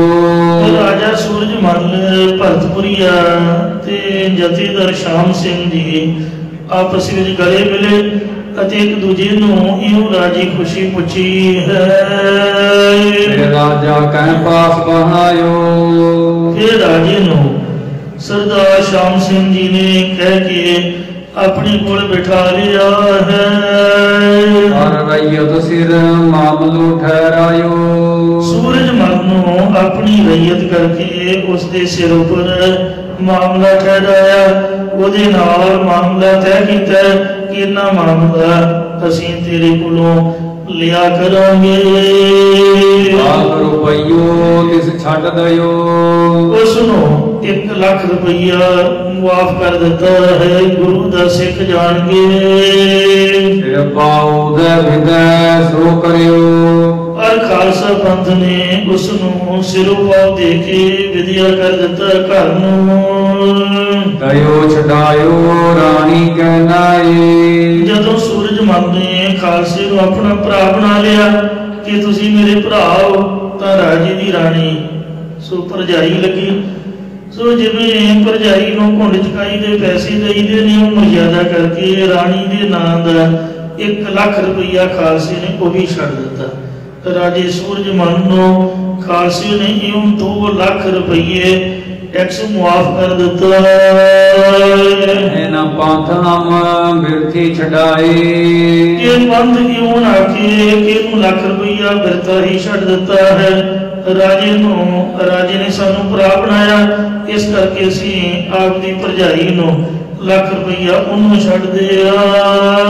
3 ਲੱਖ ਰਾਜੇ ਤੁਰਤ ਦਈ। 3 ਲੱਖ ਰੁਪਈਆ ਮੰਗਦਾ ਰਾਜੇ ਨੇ ਤੁਰੰਤ ਹੀ ਹਾਜ਼ਰ ਕਰ ਦਿੱਤਾ ਹੈ। 2 ਲੱਖ ਉਤੇ ਕਿਛ ਮੁਦਤ ਕਾਏ। ਬਾਕੀ 2 ਲੱਖ ਰੁਪਈਆ ਦੇਣ ਦਾ ਕੁਛ ਕੁ ਸਮਾਂ ਨਿਯਤ ਕਰ ਲਿਆ ਕਿ ਫਲਾਣੇ ਸਮੇਂ ਮੈਂ ਦੇਵਾਂਗਾ, ਜਿਹਨੂੰ ਪਲੈਜ ਕਹਿੰਦੇ ਨੇ। ਮਤਲਬ ਇੱਕ ਵਚਨ ਦੇ ਦੇਣਾ, ਇੱਕ ਸੰਕਲਪ ਕਰ ਲੈਣਾ। ਤੇ ਜਿਵੇਂ ਕੋਈ ਲੋਨ ਕੀ ਕਰਦਾ ਹੈ ਤੇ ਉਹਦਾ ਕਿਸ਼ਤਾਂ ਦੇ ਵਿੱਚ ਮਾਮਲਾ ਤਾਰਿਆ ਜਾਂਦਾ, ਕਿਉਂ ਪਲੈਜ ਕਰ ਲਿਆ, ਸੰਕਲਪ ਕਰ ਲਿਆ ਕਿ ਮੈਂ ਫਲਾਣੇ ਟਾਈਮ ਦੇ ਇੰਨੇ ਦੇਵਾਂਗਾ। ਡੇਰੇ ਸਿਆਮ ਸਿੰਘ ਨਾਲ ਸੂਰਜ ਕਲਾਇਆ। ਉਹ ਰਾਜੇ ਸੂਰਜ ਮਲ ਨੇ ਜਥੇਦਾਰ ਸ਼ਾਮ ਸਿੰਘ ਦੇ ਡੇਰੇ 3 ਲੱਖ ਰੁਪਈਆ ਭੇਜ ਦਿੱਤਾ। ਇਸ ਕੀ ਬਾਂਟ ਕਰਨ ਪੰਥ ਡਾਇਓ। ਉਸ ਰੁਪਈਏ ਦੀ ਪੰਥ ਆਪਸ ਦੇ ਵਿੱਚ ਵੰਡ ਕਰਨ ਲੱਗਾ, ਝਗੜਾ ਪਾ ਕੇ ਖੜ ਗਿਆ। ਇਹੀ ਸਾਡੇ ਵਿੱਚ ਘਾਟ। ਆਪ ਝਗੜੋ ਉਤ 2 ਲੱਖ ਗਹਿਓ। ਸਿੰਘਾਂ ਨੇ ਝਗੜਾ ਕਰਦਿਆਂ ਰਾਜੇ ਤੋਂ ਉਧਰੋਂ 2 ਲੱਖ ਰੁਪਈਆ ਫੜ ਲਿਆ ਹੈ, ਰੱਖ ਲਿਆ ਹੈ। ਫੇਰ ਸੁਣੋ ਜਿਨੂੰ ਮੈਂ ਝਗੜੋ ਮੁਕਿਓ। ਕਿਉਂਕਿ ਮਾਇਆ ਮਮਤਾ ਮੋਹ ਨਹੀਂ, ਜਿਨ ਬਿਨ ਦੰਤਾਂ ਜਗ ਖਾਇਆ, ਮਨਮੁਖ ਖਾਧੇ ਗੁਰਮੁਖੀ ਬੁਰੇ, ਜਿਨੀ ਸੱਚ ਨਾਮ ਚਿਤ ਲਾਇਆ। ਇਹ ਰੱਬ ਨੇ ਮਾਇਆ ਮੋਹਣੀ ਪੈਦਾ ਕੀਤੀ ਹੋਈ ਆ। ਸਾਰੇ ਲਾਲਚ ਕਰਦੇ ਸਾਨੂੰ ਜ਼ਿਆਦਾ ਰੁਪਈਆ ਮਿਲੇ, ਫਿਰ ਜਿਵੇਂ ਉਹ ਝਗੜਾ ਮੁੱਕਿਆ ਉਹ ਸੁਣੋ। ਅਭੀ ਬਾਤ ਮੈਂ ਅਬ ਲਿਖ ਦਇਓ। ਭਾਈ ਰਤਨ ਸਿੰਘ ਜੀ ਕਹਿੰਦੇ ਕਿ ਹੁਣ ਮੈਂ ਸਾਰੀ ਵਾਰਤਾ ਲਿਖ ਦਿੰਦਾ, ਕਿਵੇਂ ਫੈਸਲਾ ਹੋਇਆ ਪੰਥ ਵਿੱਚ। ਲੋਰਾ ਕਉ ਕਹੈ ਜਿਸਲੋ ਵੰਡੋ, ਕਉ ਕਹੈ बंडू फौज देख। कोई कहता है कि मिसलों के हिसाब के मुताबिक वंड दियो, कोई कहता ही नहीं होना जिहदे कोल फौज ज्यादा है उन्होंने फौज के हिसाब नाल ज्यादा दियो, जिहदे कोल थोड़ी फौज है उसनों थोड़ी रकम मिले। आपो अपने मतलबी बोल मचावे ठीक। आप अपने मतलब वास्ते एवें वाधू दा शोर मचाउंदे रौला पाउंदे ने। लख खोई दीमा फिर बंडे सो बुध दियो सुनाए। 2 लाख रुपया गवा के जिवें फेर वंडी है वो मैं बेहतर तरीका वो भी तुहानू सुना दिंदा हां। ਸਿੰਘਾਂ ਦਾ ਮਿਸਲੋਂ 10 ਜਿਉ ਕਰ ਵੰਡੇ ਬੜ ਛੋਟੀ ਕਰ ਸਮਝਾਏ। ਛੋਟੀਆਂ ਵੱਡੀਆਂ 10 ਮਿਸਲਾਂ ਵਿੱਚ ਜਿਵੇਂ ਵੰਡਿਆ ਹੈ ਸਮਝਾ ਕੇ ਲੋ ਸੁਣੋ। ਆਪਈ ਪ੍ਰਥਮ 50,000 ਰੱਖ 10 ਬੰਦ ਲਾਇਓ। ਗੱਜ ਕੇ ਕੋ ਸਤਨਾਮ ਸ੍ਰੀ ਵਾਹਿਗੁਰੂ। ਸਿੰਘ ਜੂ ਨੇ रब के नाम का, गुरु गोबिंद सिंह के नाम का, माता साहब देवा गौर के नाम का जो गुरु घर की मर्यादा है दसवंध कढ़ना। सो सब तो पहला उन्होंने 3 लाख रुपये विचों 25,000 रुपया श्री दरबार साहब अमृतसर साहब लई दसवंध का रख लिया है, क्योंकि जिसका दिता कामना तिस कही है। शाबाश अमृतसर का दिता खाई का ते उत्थे चढ़ चढ़ावा चढ़ाउण दा सबना दा फर्ज है। अमृतसर टहल हित कयो। श्री अमृतसर साहब की सेवा वास्ते करन वास्ते सेवा वो पैसा कढ़ लिया। जो अहमद गिर जियो गयो ढाहे। जो अहमद शाह बदाली ढा गया सी दरबार साहब नूं ओदी कार सेवा जो करनी है खालसे ने ते कार सेवा पैसे नाल होनी है ਉਹਦੇ ਲਈ ਦਸਵੰਧ ਦਾ ਪੈਸਾ ਕੱਢ ਲਿਆ। ਕਾਲ ਪੁੰਗੋ ਦਿਓ ਦਰਬਾਰ ਸਜਾਈ। ਸ੍ਰੀ ਅਕਾਲ ਪੁੰਗੀ ਦਰਬਾਰ ਸਜਾ ਲਿਆ ਖਾਲਸੇ ਨੇ। ਆਓ ਬਿਰਦ ਪੌੜੀ ਆਓ ਗੁਰਠਾਰ। ਅਤੇ ਅੰਮ੍ਰਿਤ ਸਰੋਵਰ ਦੇ ਦੁਆਰੇ ਦੀਆਂ ਪੌੜੀਆਂ ਤੇ ਗੁਰੂ ਦੀ ਥਾਂ ਸ੍ਰੀ ਮੰਜੀ ਸਾਹਿਬ। ਆਓ ਮਸੰਦਨ ਗੁਰਠਾਰ ਕਰੀ ਗੌਰ। ਖਾਲਸੇ ਨੇ ਗੁਰਸਤਾਨ ਦੀ ਸੇਵਾ ਮਸੰਦਾਂ ਨੂੰ ਪੁਜਾਰੀਆਂ ਨੂੰ ਸੌਂਪ ਕੇ ਬੜੀ ਗੌਰ ਕੀਤੀ। ਅੱਧੇ ਟਕੇ ਦਲ ਬ੍ਰਿਧ ਰੱਖ ਲਏ। 25,000 ਰੁਪਇਆ ਤਾਂ ਇੰਜ ਸੇਵਾ ਚਲਾਤਾ ਤੇ ਬਾਕੀ ਰੁਪਈਆਂ ਵਿੱਚੋਂ ਅੱਧੇ ਰੁਪਏ ਬੁੱਢੇ ਦਲ ਨੇ ਰੱਖ ਲਏ। ਅੱਧੇ ਮਝੈਲ ਤਰਨ ਦਲ ਗਏ। ਅੱਧੇ ਰੁਪਏ ਜਿਹੜੇ ਬਾਬੇ ਬਕਾਲੇ ਜਥਾ ਹੈ ਬਾਬਾ ਬਿਸ਼ਨ ਸਿੰਘ ਜੀ ਸੋ ਪਹਿਲਾ ਮੁਖੀ ਹੁੰਦੇ ਸੀਗੇ, ਹੁਣ ਬਾਬਾ ਗੱਜਣ ਸਿੰਘ ਜੀ ਨੇ ਤਰਨਾ ਦਲ ਤੇ ਉੱਥੇ ਸਾਡੇ ਬਾਬੇ ਨੌਜ ਸਿੰਘ ਦੀ ਸਮਾਧ ਹੈ ਛੱਬੇ ਉੱਥੇ ਵੀ ਉਹਨਾਂ ਦਾ ਸਥਾਨ ਹੈ। ਬਾਬੇ ਬਕਾਲੇ ਮੁੱਖ ਸਥਾਨ ਹੈ। ਹੁਣ ਜਿਹੜੇ ਤਰਨਾ ਦਲ ਵਾਲੇ ਸਨ ਨਿਹੰਗ ਸਿੰਘ ਅੱਧੇ ਉਹਨਾਂ ਨੂੰ ਦੇ ਦਿੱਤੇ। 3 ਮੱਧ 3 ਮਿਸਲ ਸਨ ਭਾਈ। ਉਹਨਾਂ ਵਿੱਚ 3 ਮਿਸਲਾਂ ਇੱਕ ਬਰਾਬਰ ਹੋਈਆਂ। ਚੱਕੇ ਰਾਮ ਗੜੀਏ ਕਨਾਈ। ਸ਼ੁਕਰ ਚੱਕੀਏ ਰਾਮ ਗੜੀਏ ਤੇ ਕਨਈਏ ਮਿਸਲ ਇਹ ਤਿੰਨੇ ਮਿਸਲਾਂ ਗਿਣਤੀ ਵਿੱਚ ਇੱਕ ਬਰਾਬਰ ਸਨ। ਚੌਥੇ ਭੰਗੀ ਸਵਾਈ ਠਏ। ਚੌਥੀ ਮਿਸਲ ਭੰਗੀਆਂ ਦੀ ਗਿਣਤੀ ਉਹਦੇ ਤੋਂ ਘੱਟ ਹੋਈ। ਪੰਜਮ ਪਾਉਣੇ ਨਕਈ ਠਹਿਰਾਏ। ਪੰਜਵੀਂ ਨਕਈਆਂ ਦੀ ਮਿਸਲ ਸੀ ਉਹ ਗਿਣਤੀ ਹਿਸਾਬ ਨਾਲ ਪੌਣੇ ਠਹਿਰਾਏ। ਨਿਮ ਸਿਆਮ ਸਿੰਘ ਭਰੀ ਫੌਜ ਸਗਾਈ। ਇਹ ਸਰਦਾਰ ਸ਼ਾਮ ਸਿੰਘ ਦੀ ਫੌਜ ਵੀ ਜ਼ਿਆਦਾ ਸੀ। 12,000 ਗਿਣਤੀ ਤਿਸ ਆਈ। ਉਸ ਦੀ ਫੌਜ 12,000 ਦੀ ਗਿਣਤੀ ਵਿੱਚ ਆਈ ਸੀ ਉੱਥੇ। 3 ਲੱਖ ਪੌਣੀ ਸੰਗਤ ਸੰਗੀਆਂ ਮਿਲਵਾਈ। 3 ਲੱਖ ਚੋਂ ਪੌਣੇ ਹਿੱਸੇ ਦੀ ਰਕਮ ਸੰਗਤ ਸਿੰਘੀਆਂ ਦੇ ਵਰਤਾਰੇ ਆਈ ਹੈ। ਤੀਜੇ ਮਿਸਲ ਡੱਲੇਵਾਲ ਵੱਡ ਬਦੀ ਦੇਸ਼ ਦੁਆਬੇ ਮਾਹੇ। ਤੀਜੀ ਵੱਡੀ ਮਿਸਲ ਡੱਲ ਵਾਲੀਆਂ ਦੀ ਸੀ ਜਿਹੜੀ ਦੁਆਬੇ ਵਿੱਚ ਵਧੀ ਹੋਈ ਸੀ ਦੂਰ ਤੱਕ ਉਹਨਾਂ ਦਾ ਰਾਜ ਸੀ। ਮਾਝੈ ਮਦਨ ਬੜ ਜਗਾ ਇੱਕ ਢਾਬਾ ਵਾਲ ਸੋ ਜਾਏ। ਜਿਸ ਦੀ ਮਾਝੇ ਵਿੱਚ ਕੋਈ ਵੱਡੀ ਜਗ੍ਹਾ ਨਹੀਂ ਸੀ, ਇੱਕ ਢਾਬਾ ਵਾਲਾ ਪਿੰਡ ਸੀਗਾ, ਉਹ ਇੱਕ ਇਹਨਾਂ ਦੀ ਰਕਬੇ ਵਿੱਚ ਸੀ। ਚੌਥੀ ਮਿਸਲ ਸਿੰਘਪੁਰੀਏ ਆਏ। ਚੌਥਾ ਨਾਮ ਸਿੰਘਪੁਰੀਆਂ ਦੀ ਮਿਸਲ ਦਾ ਆਇਆ ਹੈ। ਵਾਲੀ ਹੈ ਜਿਸ ਮਾਏ, ਜਿਸ ਦੇ ਵਿੱਚ ਆਲੂ ਵਾਲੀਏ ਸਰਦਾਰ ਵੀ ਨਾਲ ਹੀ ਸਨ। ਆਲੂ ਵਾਲੀਆ ਮਿਸਲ ਵਿੱਚ ਜਥੇਦਾਰ ਬਾਬਾ ਜੱਸਾ ਸਿੰਘ ਜੀ ਆਉਂਦੇ ਨੇ। ਸਿੰਘਪੁਰੀਆ ਮਿਸਲ ਨਵਾਬ ਕਪੂਰ ਸਿੰਘ ਦੀ ਹੈ। ਜਦੋਂ ਅਨੰਦਪੁਰ ਸਾਹਿਬ ਨੂੰ ਜਾਈਦਾ ਤਾਂ ਰਸਤੇ ਵਿੱਚ ਭਰਤਗੜ੍ਹ ਦਾ ਕਿਲ੍ਹਾ ਆਉਂਦਾ ਹੈ। ਉਹ ਸਾਰਾ ਇਲਾਕਾ ਸਿੰਘਪੁਰੀਆਂ ਕੋਲ ਸੀਗਾ। ਪੰਚਸ ਚੁਣ ਗਿਣ ਮਿਸਲ ਬਣਾਈ ਸੋਏ। ਪੰਜਵੀਂ ਮਿਸਲ ਗਿਣ ਕੇ ਚੁਣ ਕੇ ਮਿਸਲ ਬਣਾਈ ਹੈ ਖਾਲਸੇ ਨੇ। ਅੰਮ੍ਰਿਤਸਰੀਏ ਸਿੰਘ ਕਹਾਵਤ ਥੋਏ। ਉਹ ਅੰਮ੍ਰਿਤਸਰੀਏ ਕਹਾਉਂਦੇ ਸਨ। ਅੰਮ੍ਰਿਤਸਰੀ ਜਥੇ ਵਿੱਚ ਪੜ੍ਹਨ ਪੜ੍ਹਾਉਣ ਵਾਲੇ ਸਿੰਘ ਰਹਿੰਦੇ ਸੀਗੇ। ਜਿਹੜੀ ਸੱਤੂ ਵਾਲੀ ਗਲੀ ਸ਼ਹੀਦ ਭਾਈ ਮਣੀ ਸਿੰਘ ਸਾਹਿਬ ਜੀ ਦੀ ਟਕਸਾਲ ਵੱਜਦੀ ਹੈ। ਭਾਈ ਮਣੀ ਸਿੰਘ ਜੀ ਹੱਡ ਗ੍ਰੰਥੀ ਹੁੰਦੇ ਸੀਗੇ। ਹਰਿਮੰਦਰ ਸਾਹਿਬ ਦੇ ਵਿੱਚ ਨਾਲੇ ਕਥਾ ਕਰਦੇ ਹੁੰਦੇ, ਨਾਲੇ ਸਿੰਘਾਂ ਨੂੰ ਪੜ੍ਹਾਉਂਦੇ ਹੁੰਦੇ ਸੀਗੇ। ਉਹ ਅੰਮ੍ਰਿਤਸਰੀਏ ਪੜ੍ਹਾਈ ਵਾਲੇ ਵਿਦਿਆਰਥੀ ਮੰਨੇ ਸਨ। ਜਦੋਂ ਅਹਿਮਦ ਸ਼ਾਹ ਅਬਦਾਲੀ ਨੇ ਕੋਪਰ ਹੀੜੇ ਕੁਤਬੇ ਬਾਹਮਣੀ ਵਾਲਾ ਵੱਡਾ ਘੱਲੂਕਾਰਾ ਕੀਤਾ, ਉਦੋਂ ਹੀ ਬੇਹਥਿਆਰ ਸੀਗੇ ਅੰਮ੍ਰਿਤਸਰੀਏ। ਉਸ ਤੋਂ ਬਾਅਦ ਅੰਮ੍ਰਿਤਸਰੀਆ ਜਥਾ ਵੀ ਹਥਿਆਰਬੰਦ ਹੋ ਗਿਆ ਵੀ ਇਸ ਤਰ੍ਹਾਂ ਵਿਗੜੇ ਤਿਗੜੇ ਤਾਂ ਫਿਰ ਆਉਂਦੇ ਹੀ ਰਹਿਣਗੇ। ਠੀਕ ਹੈ, ਚੋਲੇ ਸਾਧ ਮਰਾਦੇ ਪਾਏ ਨੇ। ਜਿਹੜਾ ਨਿਹੰਗਾਂ ਦਾ ਬਾਣਾ ਇਹ ਤਾਂ ਫੌਜੀ ਬਾਣਾ ਹੈ। ਦਸਤਾਰਾਂ ਬੜੀਆਂ ਕੱਸ ਕੇ ਉਹਨਾਂ ਨੇ ਚੁੰਡ ਕੇ ਤੇ ਚੁਗੁੱਠੀਆਂ ਦੇ ਕੇ ਬੰਨੀਆਂ ਹੁੰਦੀਆਂ। ਤੇ ਜਿਹੜੇ ਸਾਡੇ ਪੜ੍ਹਨ ਵਾਲੇ ਨੇ ਇਹਨਾਂ ਦੀਆਂ ਗੋਲੀਆਂ ਤੇ ਆਮ ਸਾਦਾ ਜਿਹਾ ਬਾਣਾ ਹੈ। ਤੇ ਪਰ ਕਿਤੇ ਵੇਲਾ ਘੜੀ ਆ ਜਾਏ, ਜਿਸ ਤਰ੍ਹਾਂ ਫੌਜ ਦੇ ਵਿੱਚ ਜਿਹੜਾ ਮਰਜ਼ੀ ਭਰਤੀ ਹੋਵੇ, ਭਾਵੇਂ ਲਾਂਗਰੀ ਹੈ ਤੇ ਭਾਵੇਂ ਡਰਾਈਵਰ ਹੈ, ਪਿਸਟਲ ਸਾਰਿਆਂ ਦੇ ਡੱਬੇ 'ਚ ਹੁੰਦਾ। ਹੁਣ ਜੰਗ ਵੇਲੇ ਕੀ ਪਤਾ ਜਿਹੜੇ ਨੇ ਘੇਰੇ ਜਾਣਾ ਕਦੋਂ ਕਿਸ ਤਰ੍ਹਾਂ ਦੀ ਬਣ ਆਉਣੀ ਹੈ। ਹਥਿਆਰ ਤਾਂ ਬੰਦੇ ਕੋਲ ਹੋਣਾ ਹੀ ਚਾਹੀਦਾ।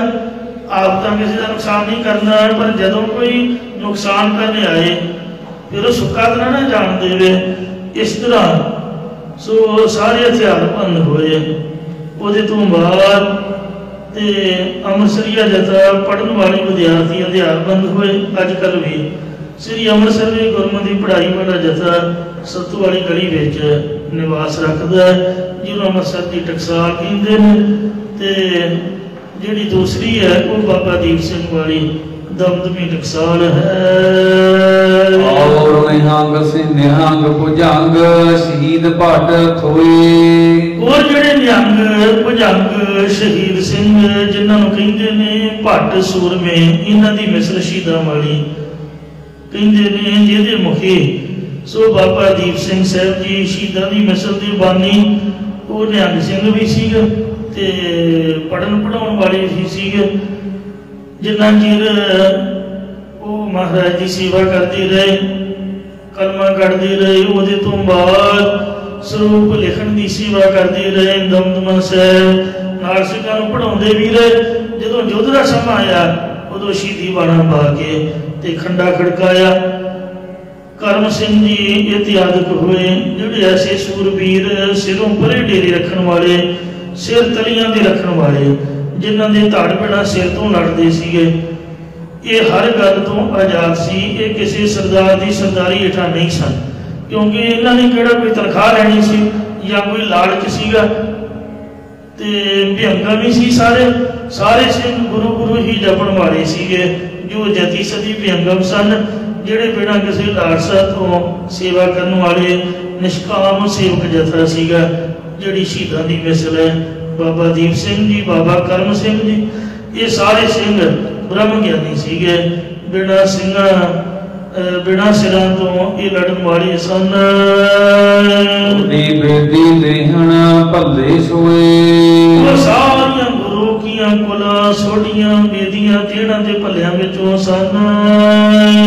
10 ਮਿਸਲ ਟਕੇ ਵਰਤਾਏ। ਇਹ 10 ਮਿਸਲਾਂ ਨੂੰ ਸਭ ਟਕੇ ਵਰਤਾ ਦਿੱਤੇ ਨੇ। वंड वरत के खालसे ने। दस बिसलों जिम जादव कृष्ण बनाई। जिन्हें भगवान श्री कृष्ण ने अपने जादवों की कुल दे 10 हिस्से बनाए सन। फौज दे भाव 10 जथे बना के लड़े सन। जिम काल जमने जादव लठाए। काल जमने का राजा होया काबुल दा, वो मलेश राजा होया, पठान सीगा वो। काल जमन दे कोल इतनी फौज सी, जिथे वो जाके रात कटदा सी, ओदी फौज दे घोड़ियां दे पेशाब नाल एक नदी बह तुरदी सीगी।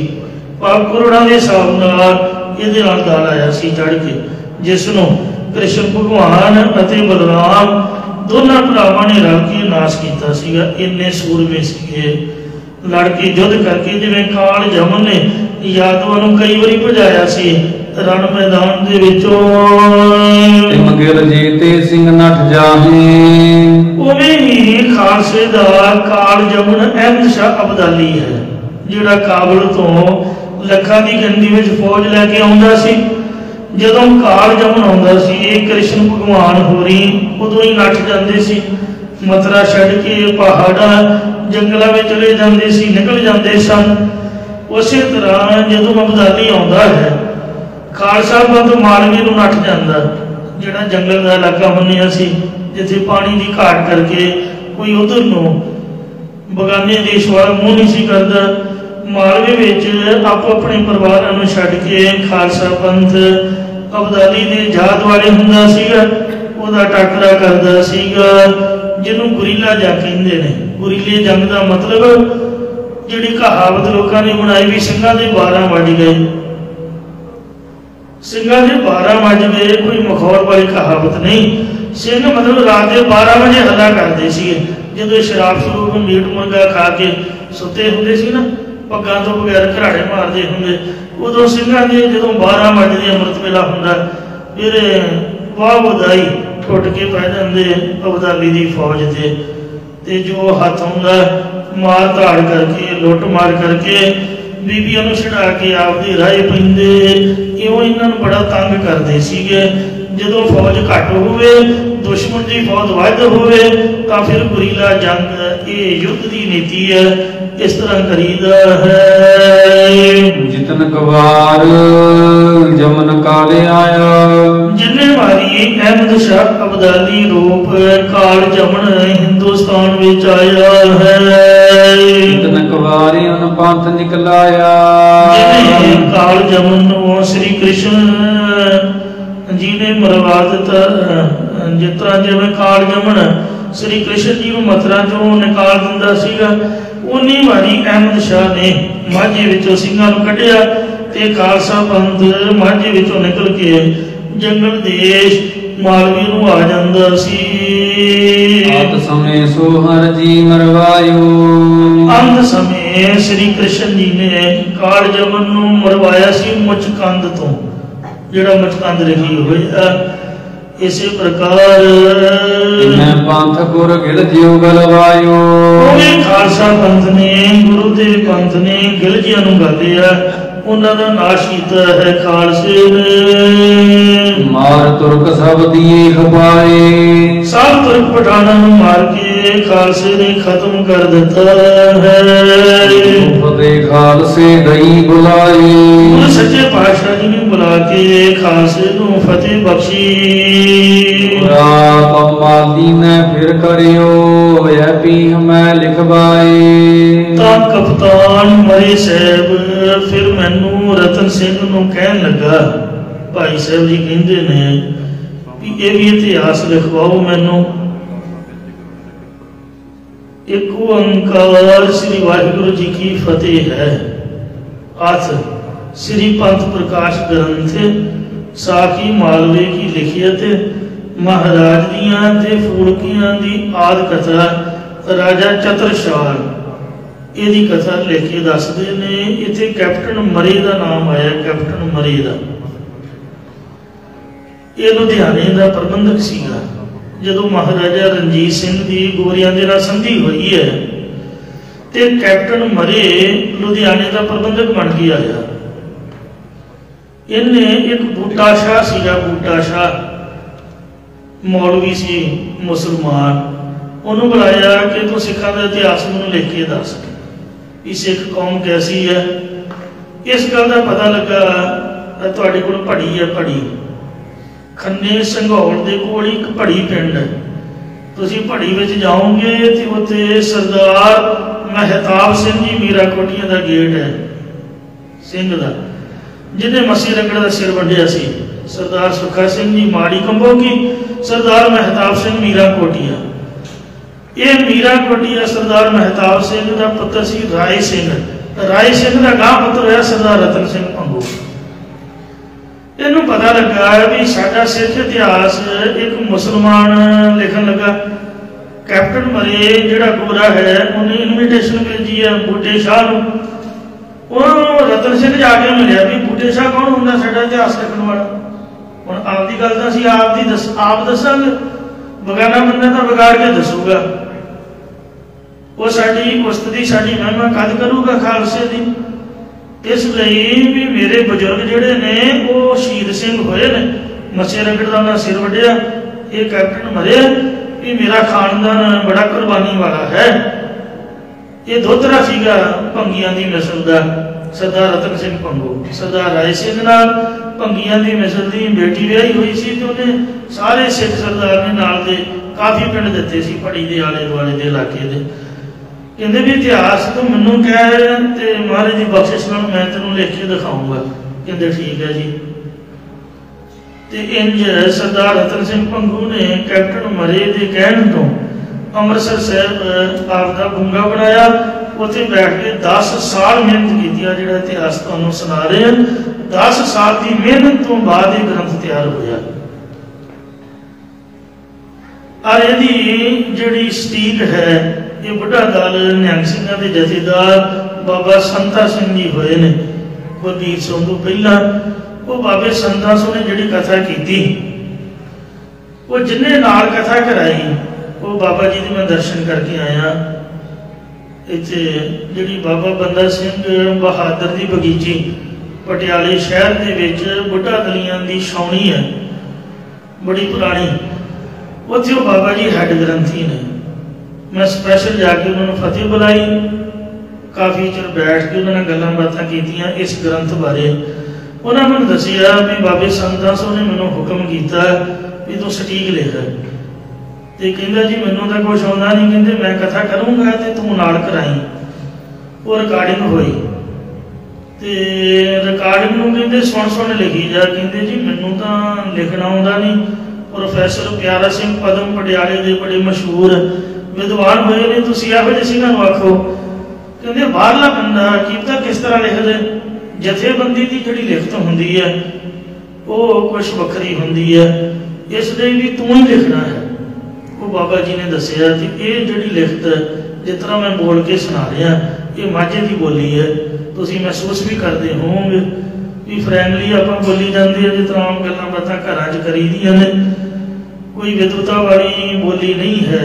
बाबे जी ने भी इस तरह की बोली जिस तरह उन्हें बोली है बाबे संता सिंह ने, उस तरह की बोली दे विच ही मैं आपको कथा श्रवण करवा रहा हाँ। सीधी बिल्कुल ठेठ पंजाबी है, कोई वाड़वड़िंग नहीं, कोई विद्वता वाला कोई वचन नहीं है। तो सीधी सादी कविता रतन सिंह भंगू की भी इस तरह की हुई है। कोई बहुता ज़्यादा छंदाबंदी नहीं, कोई ब्रिज भाषा, कोई उर्दू, कोई फारसी फुरसी नहीं, सीधी ठेठ पंजाबी दे विच बिल्कुल ऐन सीधी कविता है। न्याणे नूं भी पढ़ा दो वो भी पढ़ लूगा, अर्थ भी बिल्कुल सुखाले ने। तो इंज सरदार रतन सिंह जी भंगू ने 10 साल की मेहनत तो बाद कैप्टन मरे दे आखे ये जिहड़ा सिख पंथ का प्राचीन ग्रंथ है, सब तो पहला ये ग्रंथ है। इस तो बाद जिहड़ा सरदार ज्ञानी ज्ञान सिंह ने लिखिया वो थोड़ा छंदाबंदी विद्वता की भाषा में लिखिया गया है। इंज ये प्राचीन पंथ प्रकाश की अगली साखी चल रही है। मकर जंगल मधवदे महराजियो फूलवाए। एक फूल वाले ने, एक महराज वाले ने। एक फूल शहर है, एक महराज है। जिहड़ा महराज पिंड है ये कैप्टन अमरिंदर सिंह का जद्दी पिंड है। इन्हों गुरु हरिराय साहब 7वें पातशाह जी ने राज भाग बख्शिया सीगा फूल वालियां नूं भी ते महराज वालियां नूं भी। सो फूल वाले ते महराज वाले जिस करके जंगल देश विच वध गए भाव जिवें उन्हां नूं राज भाग प्राप्त होया ये भी लिखवाओ। सो कैप्टन मरे ने सरदार रतन सिंह पंगू नूं आखिया जो तौर उनकी हुत सुनी। इस तरीके नाल मैं उन्हां दी हिस्टरी सुनी हुई सी।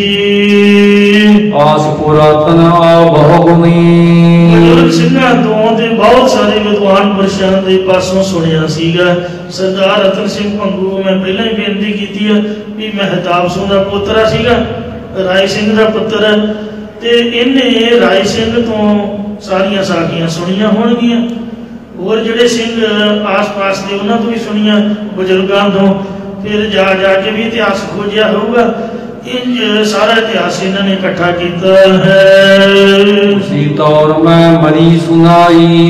उसी तरीके नाल जिवें मैं सुनिया सी सिद्धू बराड़ा दा किस्सा मलवई जिहड़े जट ने सिद्धू भी ने ते बराड़ भी ने इयों कि एक किवें आपसे जंगल देश विच कप्तान मरे साहब नूं सरदार रतन सिंह जी भंगू कहंदे मैं सरवण कराया।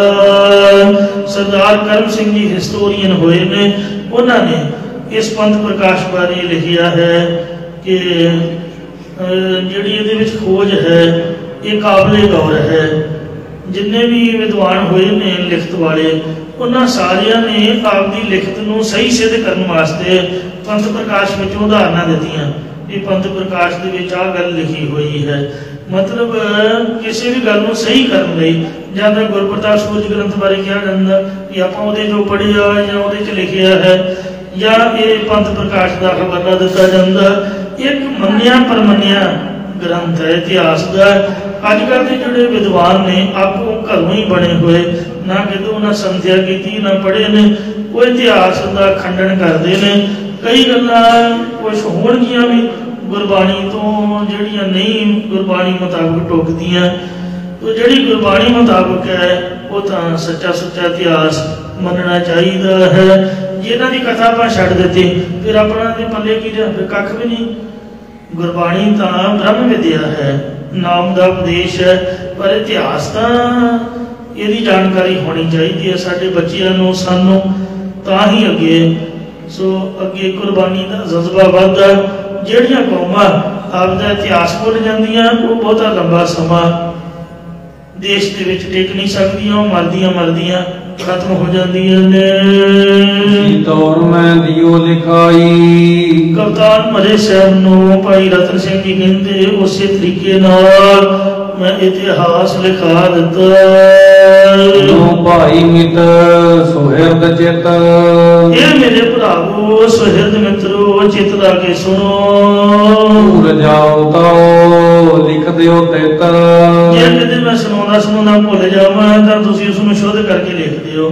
जे किसी नूं वार्ता याद होवे तां पूरी कर दिओ तुसीं। वैसे इंज नहीं हुंदा कदी भी। ये कवि की निम्रता है। किसी भी ग्रंथ के विच कोई अपनी एडिशन करनी कोई वध घट लिखना बिल्कुल मना होता है। भाषा विभाग पटियाला यूनीवर्सिटी के पासों भाई वीर सिंह साहब जी ने श्री गुरप्रताप सूरज ग्रंथ की शोध करने बारे आग्ञा मंगी सी ते भाषा विभाग ने आग्ञा नहीं दी। खालसा पंथ ने भी नहीं दी। आख्या भी नहीं इंज नहीं होंदा भावें गलत लिखिया तो भावें सही लिखिया इंज ही रहूगा। किसी का नहीं पता कोई की लिख देवे। भावें भाई वीर सिंह बड़े विद्वान सीगे। फिर उन्हें कहा भी मैनू कम से कम कमेंट लिखण की टिप्पणियां लिखण की इजाजत दी जाए तो उन्होंने इजाजत मिली। उन्होंने नंबर पा के उहदे थल्ले हाशिए दे विच टिप्पणियां कमेंट लिखे ने भी ये गल इस तरह हो सकती है पर लिखी इस तरह है पर विच ग्रंथ से नहीं कोई वादा घाटा कर सकता। पर एक कवि की निम्रता है। वो कहते भी जे कोई वध घट तुसीं वेखो उन्होंने पूरा कर दिओ या शोध कर दिओ पर इंज नहीं हुंदा है। जंगल देश पलहो अखवाए। जंगल देश मालवे का इलाका एक बड़ा चंगा देश कहूंदा है। जंगल देश चंगा खुला बड़ा देश। इथों के रहने वाले साधारण व्यक्ति के भाव भोले भाले व्यक्ति ਅਤੇ ਸਿਆਣੇ ਹਨ। ਸਾਰ ਬਾਬਨੀ ਸੰਗ ਲਗਵਾਏ। ਖਾਂਸੀ ਹਿਸਾਰ ਦੇ ਇਲਾਕੇ ਦੇ 52 ਪਿੰਡ ਇਹਦੇ ਨਾਲ ਲੱਗਦੇ ਸਨ। ਉਹ ਵੀ ਜੰਗਲ ਦੇਸ਼ ਦੇ ਮੁਤਹਿਦ ਸਨ।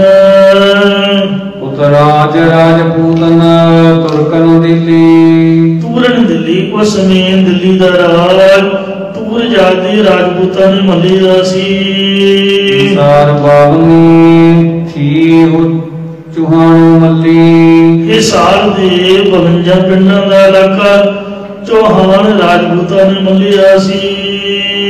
ਰਈਅਤ ਜੱਟ ਜੰਗਲ ਮਗ ਰਹੇ। ਜੰਗਲ ਦੇ ਵਿੱਚ ਜੱਟ ਜਾਤ ਦੇ ਲੋਕ ਰਈਅਤ ਪ੍ਰਜਾ ਬਣ ਕੇ ਰਹਿੰਦੇ ਸੀ। ਭਾਵ ਸਰਕਾਰ ਦਾ ਮਾਮਲਾ ਭਰਦੇ ਸਨ ਅਤੇ ਚੌਧਰਾਂ ਲਈਆਂ ਹੋਈਆਂ ਸਨ। ਉਹਨਾਂ ਨੇ ਸਰਕਾਰ ਨਾਲ ਸੰਬੰਧ ਸੀ, ਉਹਨਾਂ ਦਾ ਮਾਮਲਾ ਤਾਰਦੇ ਸਨ। ਬਹੁਤ ਗੋਤ ਗਿਣਤੀ ਕਿਤ ਲਹੇ। ਜੰਗਲ ਦੇ ਵਿੱਚ ਬਹੁਤ ਗੋਤਾਂ ਦੇ ਲੋਕ ਰਹਿੰਦੇ, ਜਿਨ੍ਹਾਂ ਦੀ ਗਿਣਤੀ ਕਿਵੇਂ ਕਰੀਏ, ਪਰ ਗਿਣਤੀ ਨਹੀਂ ਹੋ ਸਕਦੀ। ਮਦ ਸਿੰਧੂ ਬਹੁ ਵੱਧ ਭਏ। ਉਹਨਾਂ ਦੇ ਵਿੱਚੋਂ ਸੰਧੂ ਗੋਤ ਦੇ ਬਹੁਤੇ ਵੱਧ ਹੋਏ ਹਨ। ਭਲੇ ਕਾਰਨ ਕਿਨੂੰ ਵੱਡ ਕਏ। ਉਹਨਾਂ ਦੇ ਵਿੱਚੋਂ ਕਿਸੇ ਨੇ ਵੱਡੇ ਭਲੇ ਕੰਮ ਕੀਤੇ ਹੋਏ ਅੱਗੇ ਆਏ।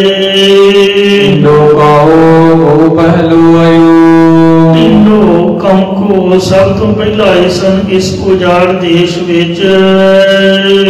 ਕਨੋ ਘੇਰੋ ਤਬ ਭੂਮ ਹੈ ਠਇਓ।